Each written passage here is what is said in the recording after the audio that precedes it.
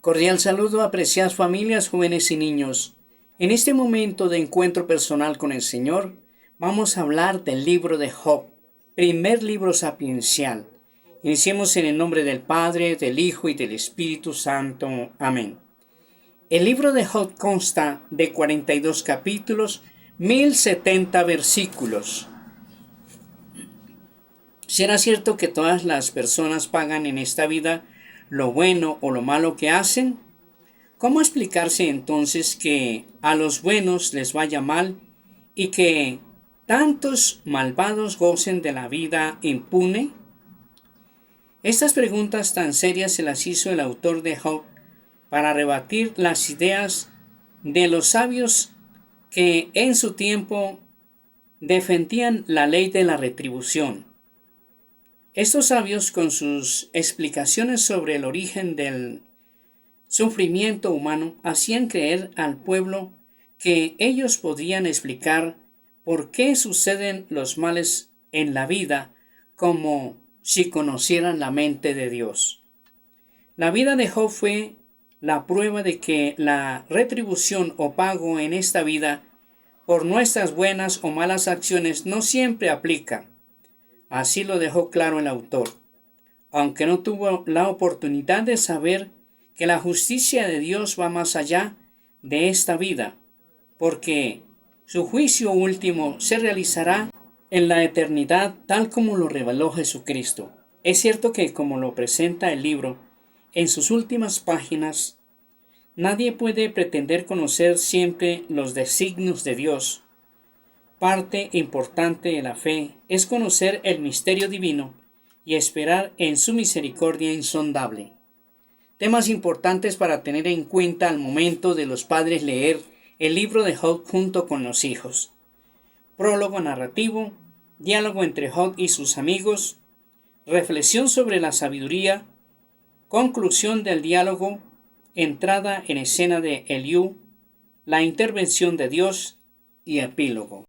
La parte central de la obra se escribió a comienzos del siglo V a.C. Los hechos de la leyenda original se ubican fuera de Palestina y en tiempos de los patriarcas. Se desconoce su autor. En los dos primeros capítulos y en el último de este libro, el autor transcribe una leyenda antigua sobre un hombre llamado Job, quien había perdido todo lo que se consideraba como bendiciones de Dios, merecidas por ser justo o bueno: hijos, fortuna, salud. Satán, o el adversario, si bien es presentado como fiscal y miembro de la corte de Dios, cumple aquí su típica función de separar de Dios al ser humano. En el judaísmo tardío y en el cristianismo, el nombre de Satán se usará para designar al espíritu del mal, contrario a Dios y enemigo de los seres humanos, que trata de arrancarlos lejos de Dios. El núcleo del texto está compuesto por una serie de discursos a través de los cuales el autor rebate los argumentos que las corrientes de sabiduría usaban en su tiempo para explicar el mal. El más común aparece descrito en los discursos de los tres amigos de Job, que tratan de convencerlo, a partir de su desgracia evidente y dolorosa, de que sus males son el castigo merecido por algún pecado cometido, pues, según la ley de la retribución, Dios siempre premia a los justos y castiga a los pecadores. De no ser así, Dios no sería ni justo ni omnipotente.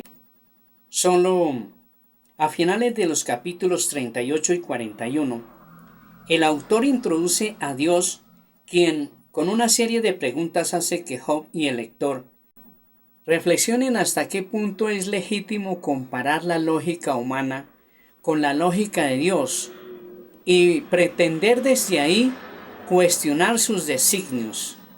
Una vez que Dios se manifiesta y Job percibe lo inconmensurable de su majestad y sabiduría, Job no tiene más preguntas. Aunque sabe que el propio dolor no es un castigo, reconoce con humildad que su mente no siempre podrá entender el insondable designio de la misericordia divina. El epílogo, parte de la leyenda original, concluye la historia con un final feliz. De todos modos, el autor deja a sus lectores la lección de que Dios, origen de todo bueno, no puede ser culpado por lo malo que nos pase, y que si bien muchas veces sufrimos sin merecerlo, el amor y la misericordia de Dios siguen de nuestra parte.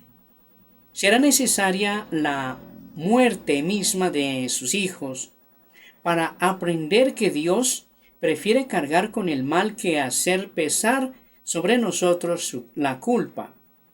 Aun el sufrimiento absurdo de la cruz puede tener sentido si nos lleva a descubrir el valor profundo de la vida en Dios. No se trata tanto de entender el dolor. Job nos invita a asumir una actitud de apoyo y solidaridad en el sufrimiento, no con discursos, sino transformándolo en ofrenda común de nuestra humanidad a Dios Todopoderoso y Eterno. El Señor nos bendiga, nos guarde de todo mal, nos conceda la gracia de vivir en su paz y su amor, y nos guarde para la vida eterna, en el nombre del Padre, del Hijo y del Espíritu Santo. Amén.